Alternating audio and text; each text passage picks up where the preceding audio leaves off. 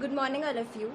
So, today we are going to start the last exercise of our chapter 2, that is exercise 2.9. And in this exercise, we are going to do word problems related to fractions as well as decimals. So, let's start our class for today. Exercise 2.9, question number first. Sudesh converted 152 3/4 in decimal as 152.25. Is his answer correct? If not, find the difference between correct answer and the answer obtained by Sudesh. So, Sudesh has converted this fraction into decimal. We have to check whether he has done this conversion correctly or not. So what we are going to do, we are going to convert this fraction into decimal by ourselves, and then we will see whether our answer or Sudesh's answer is same or not. Okay. So here first of all I have to convert this mixed fraction into this improper fraction, right? Here you can see mixed fraction is 152 3/4, and when I convert this into improper, how do we do the conversion? We just multiply this denominator with our whole part and then add numerator in that. So 611 will be the numerator after doing so, and my denominator remains same, that is 4, right? Here 611 divided by 4. Now numerator is 611 and denominator is 4. We do the division. 611 goes under this division sign and 4 comes outside because 611 is dividend and 4 is divisor, right? So when you do the division, as you can see here, 611 is 3-digit number. So first of all we will only take a single digit, right? That is 6. So 6 is divisible by 4. The nearest of 6 is 4 in the table of 4. So here 1 is in quotient and 4 I have written here, right? When you find the difference of 6 and 4, it will be 2, that is here, and you will note the 1 here. This will become 21. So nearest to 21 is 20 in the table of 4. Okay, so it will go 5 times. So 5 is in the quotient and 20 is here. You will find the difference between 21 and 20. You will get 1 again. Okay, and the next one, that is in dividend, comes down here. It will become 11. Nearest to 11 is 8 in the table of 4, and 8 comes 2 times. So you write 2 in the quotient and 8 is here. You find the difference between 11 and 8, that will be 3. So where does this 0 comes from? This 0 comes when we put a decimal in the quotient, because 3 is not divisible by 4. So we put a decimal point in quotient, and this here we can add a 0. So 30 it becomes. 30, nearest to 30 is 28.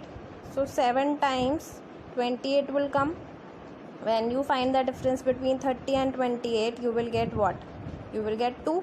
Again I can put a 0 behind 2 because I have put a decimal point in quotient. So this becomes 20.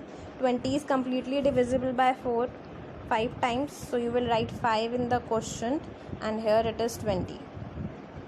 No remainder is remaining. So my answer is 152.75, and Sudesh's answer is this. I think both are different, so we have to find the difference. All of you know how do we find the difference.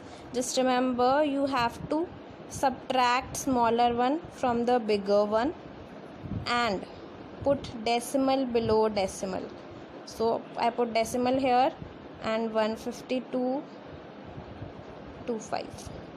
When you find the difference, you will get 0.50. I hope this is clear to you. Okay, let's move on to our next question, that is question number 2. In question number 2, height of the top of a tower is 13.5 meter above the water level of a swimming pool. If depth of the pool be 3/8 meter, find in the decimal the height of the top of the tower from the bottom of the pool. Here I have drawn a diagram, as you can see, right?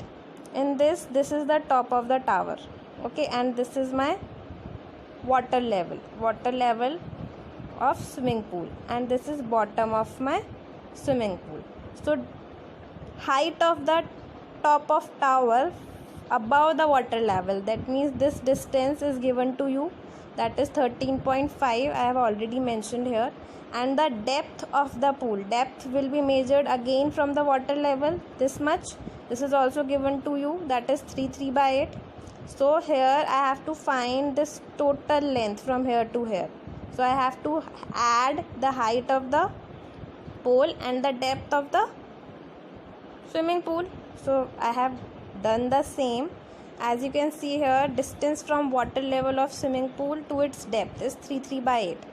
Because one length of tower is in decimals and depth of my swimming pool is in fraction, so I have converted fraction into decimal only. Here you can see 3/8 can be written as 27/8 in improper fraction, and when you divide 27 with 8, you will get 3.375.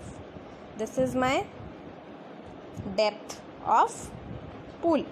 So now this is again in decimals, and height of tower is already given in decimals. So what you will do, you will just add them up. Remember, you have to put decimal below decimal, right? So 3.375. If you write 3.375, 3.375, right? You will point here, 3 will be here, 5 will be here, and this is 13.5, right? So 1 will be here, and you add them up, okay?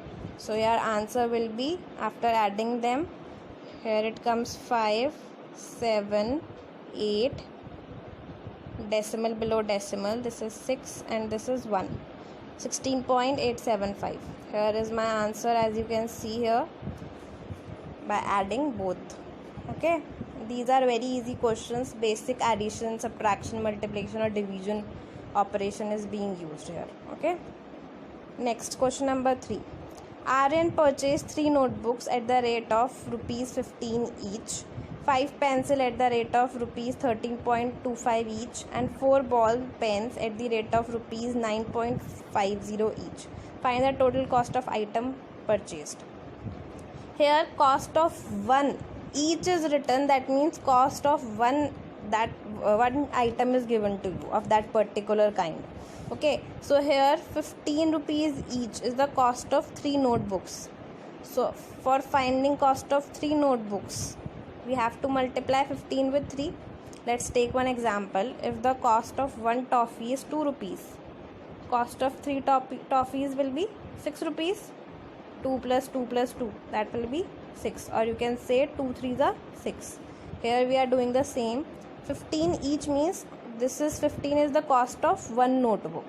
So cost of 3 notebooks will be 3 into 15, that is 45.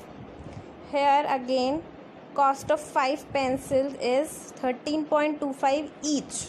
That means एक pencil की cost 13.25 है. तो 5 pencils की कितनी होगी? You will multiply both of them. Again you will get total cost of 5 pencils.